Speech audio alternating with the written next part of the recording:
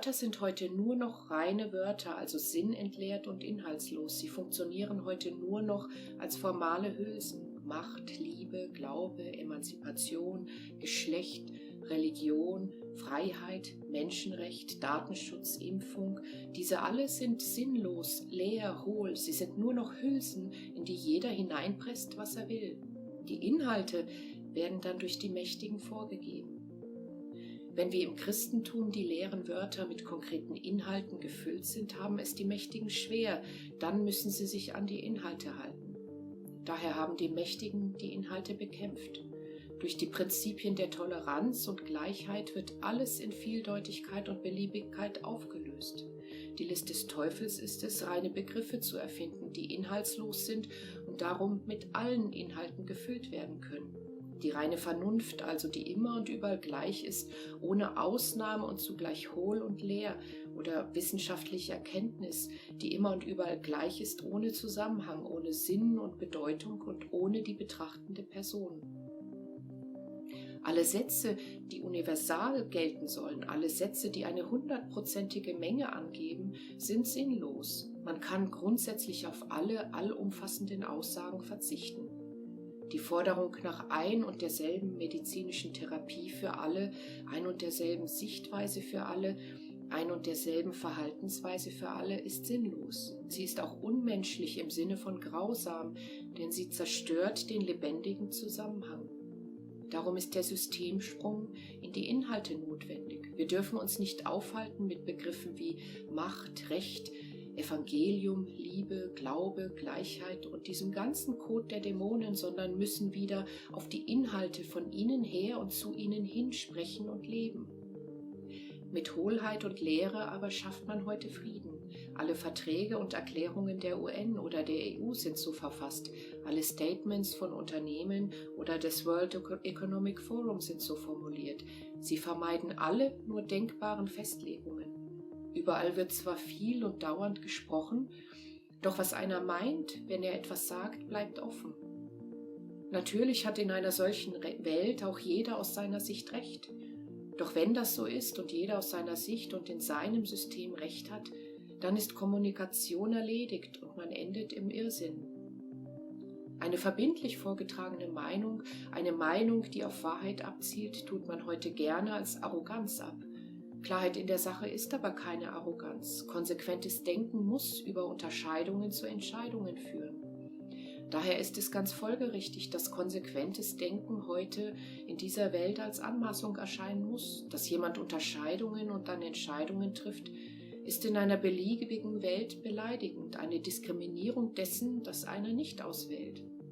Wie soll das nun aber gehen, wenn man sich nicht mehr alles sagen kann und einander nicht einmal zuhören will, sondern auf dem Ich bin beleidigt Ohr hört? Kommunikation muss ein Sprung sein aus dem heraus, was man kennt, sonst hat sie keinen Sinn. Da draußen begegnen wir nun einer Übermacht an Realität, die ein Einzelner in ihrer Gesamtheit gar nicht wahrnehmen kann. Doch das behaupten die Wissenschaften des Westens von sich, ziehen aber nur Fachidioten heran, die nicht einmal ihr eigenes Fach beherrschen.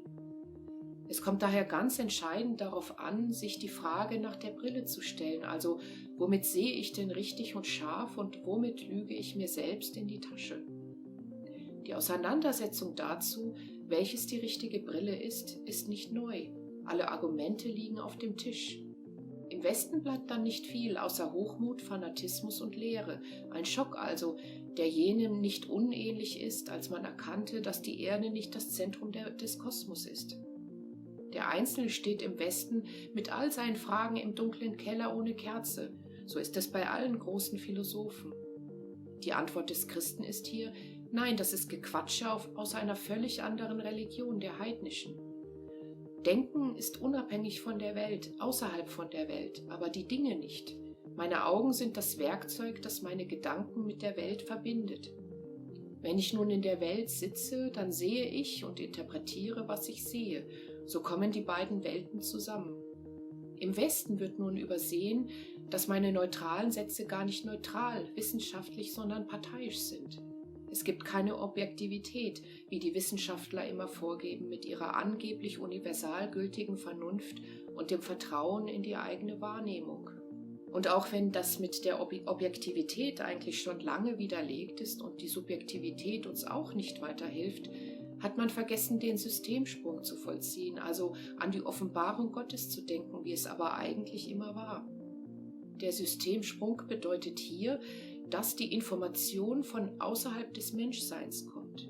Aber so etwas darf es nicht geben, denn die Heidenphilosophen hatten das ausgeschlossen. Daher ist die Inkarnation Gottes entscheidend und dass Gott Mensch wurde, also ins Fleisch kommt. So übertritt Gott selbst die Grenze zwischen sich und dem Menschen. Ohne Inkarnation, also Gottes Menschwerdung, das Kommen Gottes ins Fleisch, gibt es keine korrekte Information. Dann ist alles Propaganda. Die christliche Antwort ist damit eine im Fleisch, im Menschen, aber eine des Geistes, nicht eine der Welt. Die Materie ist nicht belebt durch Gottes Geist, sondern trägt Spuren der Energien Gottes. Seinen Atem trägt nur der Mensch. Daher scheidet jede Verehrung oder Interesse an toten Dingen für Christen aus, nicht aber die Verehrung des Personalen, des Heiligen, in dem Gott sichtbar und fassbar wird. So hat er selbst es in Christus vorgemacht. Dies ist uneinholbar einzigartig und darin übertrifft das Christentum jede Wissenschaft, Weltanschauung, Religion oder Lebensform. Ich wünsche Ihnen allen frohe Weihnachten.